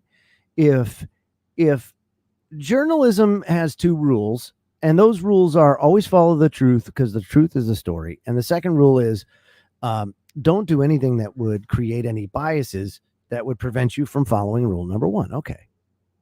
So you join the Council on Foreign Relations, which is basically a think tank for foreign policy and really provides direction. If you want to talk about the people behind the curtain for that to happen, well, why would you have the press there? 100 members, influential members at that. Well, it's quite simple. If you need something, kind of put out there, if you have something that you want pushed, do you wonder why you see all those people say the same thing time after time, no matter what outlet says it? There are things that they push, and the message that they're putting out there is basically the same thing in unison. You see people like Tucker Carlson play these people time after time. It sounds like robots. Everybody reading from the same script, no matter what channel you turn to, what news you watch, it's all the same. Well, oftentimes they come from these think tanks that have these people from media there and then go back home and they do this. They put it out. So it's not a surprise, not by any stretch of the imagination, just how influential a guy like Brzezinski was. And of course, he participated in Bilderberg, you name it, he was part of it. Him and David Rockefeller, very, very, very big into the backdoor meetings and the conversations. And so it's exactly what happened. They made the change agent through the Mujahideen, through the Taliban, through Al-Qaeda. They all morphed from the Mujahideen, but where did it come from? It came from blowback, from basically dropping them like a bad habit and leaving them out there for dead. And after we used them, so they're pretty pissed off and they want their pound of flesh. And that's why they attacked America, or so they say. But it's all because of us doing things that we're not supposed to be doing, Popeye. That's just it. We're not supposed to be going over and telling other people how to live or what to do. But yeah, this is great. Wait, you mean we're not supposed to be invading other people's countries? No. I thought that was America. Oh, that's right. That's Team America, World Police. And I don't really actually want to be on that team. So yeah, here's Zbigniew. This is him talking about how it's easier to kill 1 million people. And this is an old this video. This from an interview he was that was being conducted with him years ago. This is probably like 10 years old at least. But listen to this.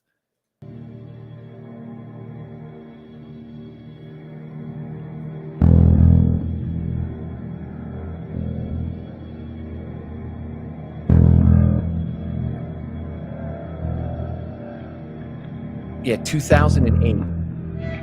Excellent.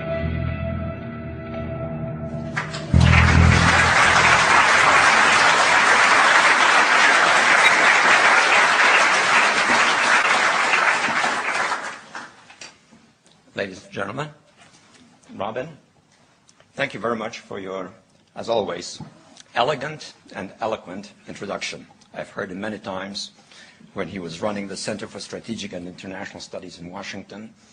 And if anything, his eloquence and elegance has increased ever since he's been rehabilitated in this society here. I'm also delighted to speak under the sponsorship of the Whitehead Lecture Series. John Whitehead, whom I've been privileged to know for many years. I will not talk about at length, but suffice it to say that he was, in my judgment, the best Deputy Secretary of State the United States has ever had. He should have been Secretary of State. And then finally, and the third comment, which may, however, precipitate some rapid departures from this room, but I want to emphasize that I speak for myself only. I speak for no one else. The views that I express are only my views. I want to emphasize that. Well, we meet at a time, of course, when the new president is assuming office in the United States. And he's doing so in the midst of a crisis of confidence in America's capacity to exercise effective leadership in world affairs. That's a stark thought, but it is a fact. Though American leadership over the last number of decades has been essential to global stability and to global development, after the United States replaced Great Britain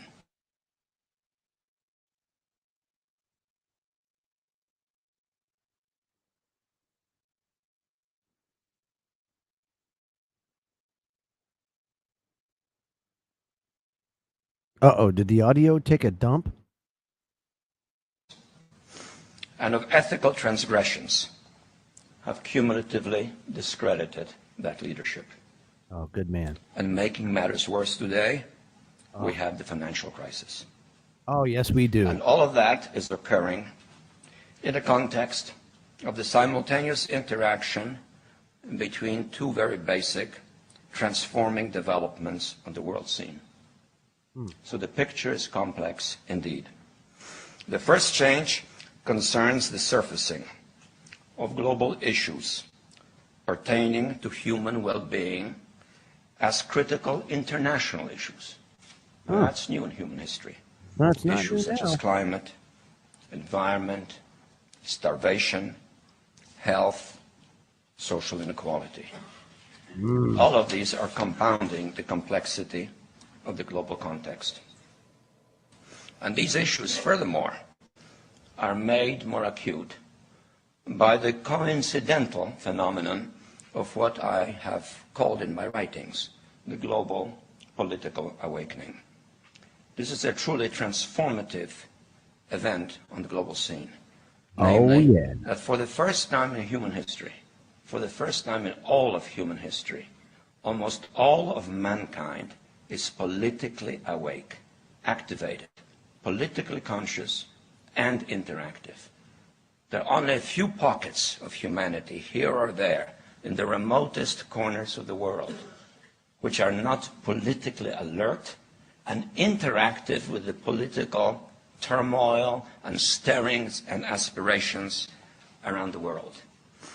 And all of that is creating a worldwide surge in the quest for personal dignity and cultural respect in a diversified world, sadly accustomed for many centuries to domination by one portion of the world of another. Well, God forbid we don't want that anymore.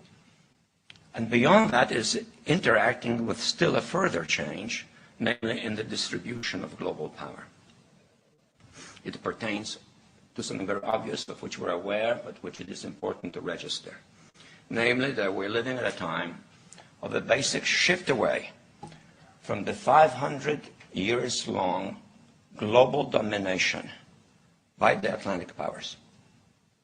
It is the countries that have been located on the shores of the ocean, and let us recall them: Portugal, Spain, France, the Netherlands, Great Britain, more recently the United States, that have dominated world affairs. And that shift now is taking us towards Asia. It is not the end of the preeminence of the Atlantic world, but it is now the surfacing of the Pacific region, and most notably Japan, the #2 economic power, and China, a putative global power, that are now occupying a preeminent place in the global hierarchy. And of course, beyond them, There is the question of India's future development, though it is currently still in the wings. And it is also complicated by the reappearance of Russia, which is something to be welcomed, but a Russia which is still restless, rather unclear about its own definition, very ambivalent about its recent past, and very insecure about its place in the world. And these new and old major powers face still yet another novel reality, in some respects unprecedented. And it is that while the lethality of their power is greater than ever, their capacity to impose control over the politically awakened masses of the world is at a historical low. I once put it rather pungently, and I was flattered that the British Foreign Secretary repeated this, as follows. Namely, in earlier times, it was easier to control 1 million people, literally.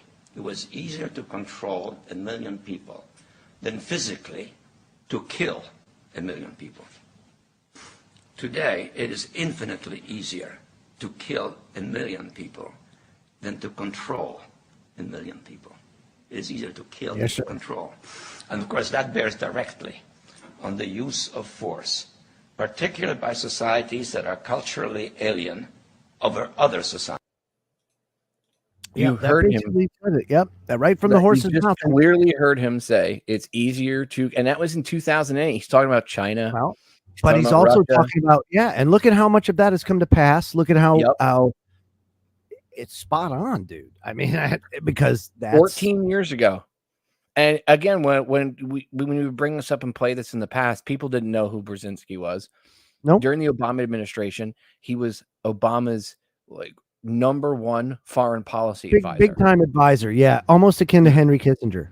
Yep. Him and Kissinger, both. Yeah. But that level of who you hear in my intro that good old Timmy Watts made years ago. What do you hear as the radio dial is being tuned in? You hear it squelching and you hear different voices and you hear someone go, "A new world order." That's Kissinger. And you just heard Brzezinski giving Kissinger props about he was the best Secretary of State we ever had. The souls that we were able to suck into our reptilian bodies when he was the Secretary of State. Oh, yeah. You could see him salivating. Like you could just hear the salivation coming out of his mouth as he was talking about it.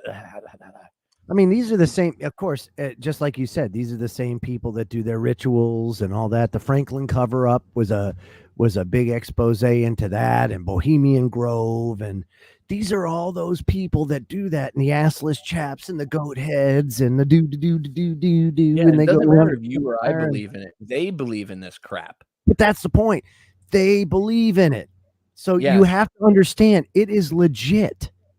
It's legit whether you like it or not, whether you agree with them or not, whether you aspire to be like them or not. It doesn't matter.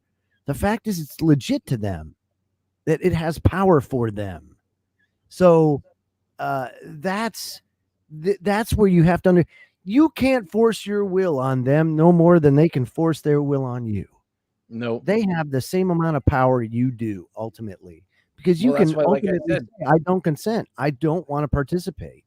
The observation of this and the understanding of all this, it changes the equation.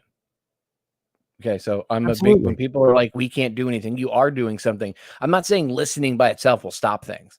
No. But understanding and actually situational awareness, dude. Yes, actually understanding that what's going on and that information, well, then you will change things, because now you're going to have conversations, or you're going to do things differently for your family that you maybe wouldn't have done.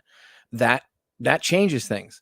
They wanted to have this done by 2000. It's 2022, and they still haven't. And they're having a hell of a time. Yeah, I mean, and look at, they've had to kill a lot of people. They've had to destroy countries, economies. I mean, they've upended entire continents. They will stop at nothing to achieve what they want to do. And I know a lot of people are like, they, but it truly is. It's a small group of people. As a matter of fact, it was propaganda that kind of was the first real work, I should say, that kind of threw that out there about how, at that time, I think it was 80 million or 120, like 120 million Americans. It was right around 100 million. And they were controlled by a small group of dominant men who oftentimes didn't understand, or let's just say didn't know one another on a personal level, but they knew what they had to do when they had to do it. They understood the dynamics of the plan and they executed. And also not worrying about what kind of damage there was to, the chattel, us. So, it's like George Carlin said, isn't it? It's a small group and you're not in it. Yeah, no, it is. It is. It's a small group and you're not in it. Yep. None of us are in it. You and I are not in the big club. And then what did he say? Consequently, it's the same big club they used to beat you over the head with. That's right. There's one tool in the government's toolbox, and that's a hammer. Yeah. So everything's going to be a nail. That's right. That's right. That's why I can't really feel okay that we're finally at this point where it's taken this long and you think you're there. It's like Chicken Little, the sky is falling and it doesn't happen and it doesn't happen and it doesn't happen. But when I saw that inflation start to kick off, I was like, oh, brother, here it comes. Because once you remember, it won't stop. Do you remember when Ron Paul was running for president again, going back to 2008 and before? People were like, we're going to have hyperinflation. And everyone's like, shut up. Shut up, you stupid conspiracy theorist retard. You don't know what you're talking about. I'd have copies of America Freedom to Fascism whipped back at me. We used to give DVDs out on street corners. We've given out thousands. I mean, like 50 to 60,000 copies of about 20 different movies over the course of time. And I used to walk around with DVDs in a backpack and like, I just give out. I go up to people and be like, hey, my friends are documentary filmmakers. Would you like to see a copy of their film? Yeah, sure. Here, take a free DVD copy. Let me know what you think of the movie. And I would just, didn't matter what movie I was passing out. I wouldn't be like, oh, the New World Order. I would just be like, my friends are documentary filmmakers. And, and then people, you approach people, I used to give out DVDs. Well, that was the day before. That was back in the day before copyright really bit you in the ass. Oh, dude, we had so many things. A lot of the movies, the documentaries weren't copyright protected. Yeah, try and hand that stuff out today, dude. Oh man, you'll have 50 lost. Pop out 5. I could burn 5 copies of a movie on this one. Yeah, you have that DVD burning tower. Yeah, you've seen my tower. Yeah. It would just pump out movies. I'd get 2,000 movies burnt within a few days, and then we'd go out on the street and give them out. And people, DVDs hurt when they come whipping back out a car window at you. Someone flicks that thing like it's a Frisbee. They do hurt when they hit you. But we used to get bottles of water thrown at us, called idiots. And I would really love to just go find those people that whipped Aaron Russo's Freedom to Fascism. How you feeling now? Out of the window. Mm-hmm. I think go find them right now and ask them how they feel about hyperinflation. Or 80,000. Let's hire 80,000 stormtroopers to go and collect taxes. It's fine. I really want to. I got to get a hold. We got to get a hold of Joe Bannister. Oh yeah, I'll reach out to him. Hey, but seriously, we got to get a hold of Joe Bannister. For those of you who are not sure, Joe Bannister is actually one of the guys you see in America Freedom to Fascism. You see him being interviewed by Aaron. He was a former IRS agent. He actually used to train the guys that kick in doors. He used to train the teams, and he realized, he did his own research into whether there's a law, and Sherry Peel Jackson, same thing. She was another former IRS agent. She somebody put out a thing in the newspaper. I'll give you 25 grand if you can show me the law. And she thought, oh, I work for the IRS. This is going to be an easy, quick 25 grand. And years later, she still hasn't found that law that says that you have to pay taxes. So people understand there is no income tax law on the book. No, it's an invisible contract. They rook you into it. You agree when you sign your W-2, your 1099, whatever it is you sign. It's W-4. Yeah, the W-4. Your W-4 forms, whatever, the W-2, W-4, whatever. I don't, it's been so long since I actually filled them out.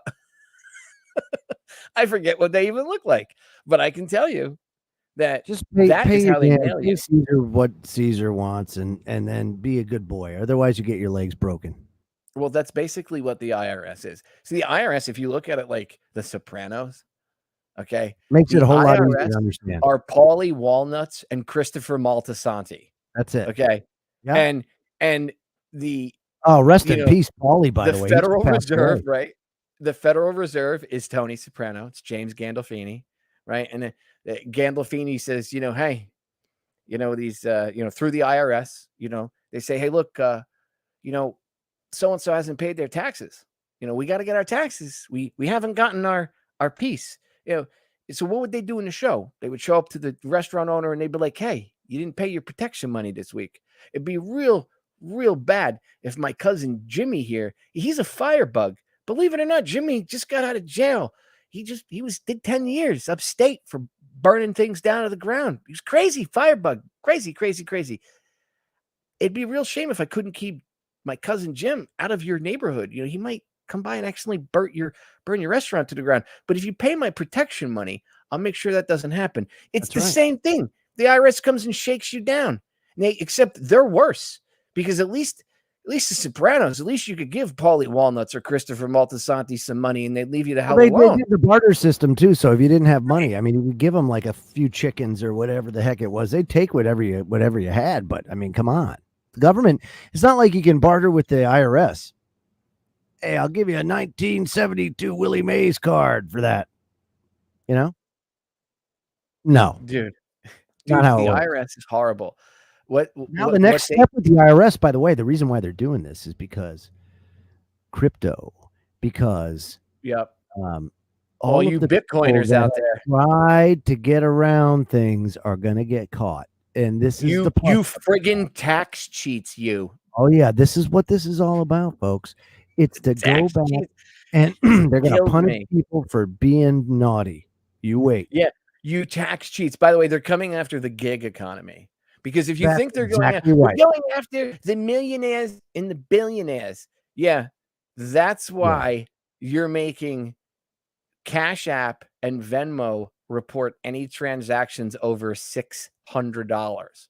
That's why last year, not even a year ago, they were talking about how they wanted the ability to go into your bank account and they wanted to look into everybody's account and be able to monitor, and they wanted it reported to them via the banks. Not the IRS isn't going to actively monitor. It's your bank that does it for them. They wanted the banks to monitor people's accounts and notify them of any transactions over $600. Yeah. So if you had, and I don't mean like a single transaction, I mean a total of transactions for the month.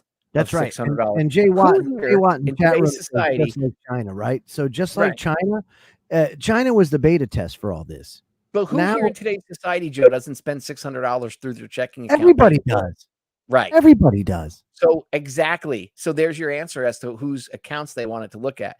And I know we got about a minute and a half for the end of the show. But the other thing to remember is this. The nominee, and I can never remember her name, she's this Chinese communist lady that the Biden administration was trying to put into a position in the Treasury Department, and she failed. Her nomination failed, but it was like assistant, whatever. But she would have been up there, and she was doing like live streams during the pandemic and on Twitter, and one of them, and I think she was streaming to YouTube, and she was talking about how the idea is, and what would be a great idea would be to federalize through the fake Federal Reserve. Make the Federal Reserve in charge of every bank account. So no more private banks. Everything is owned by the Federal Reserve. And long story short, that way, when you owe your taxes, they can just reach in. There's no more arguing with you. They can just reach into your account and take it out whenever they need it. That's convenient. So convenient. It's so convenient for the new world order. Nice. Anyway, we're out of time. Thank you for hanging out tonight. Appreciate it, brother. Thank you. And it's always fun to hang out with you and enlightening for the listeners. And ladies and gentlemen, I know we talk a lot about dark stuff and scary stuff here, but As I said, the act of observation is going to change the outcome of the equation. Okay, so that's the way it is. You have to believe in quantum physics. And with that, I'm going to leave you with my favorite Martin Luther King Jr. quote: "Darkness cannot drive out darkness. Only light can do that. Hate cannot drive out hate. Only love can do that." I love you all, and I'll see you all again live next week. We are out.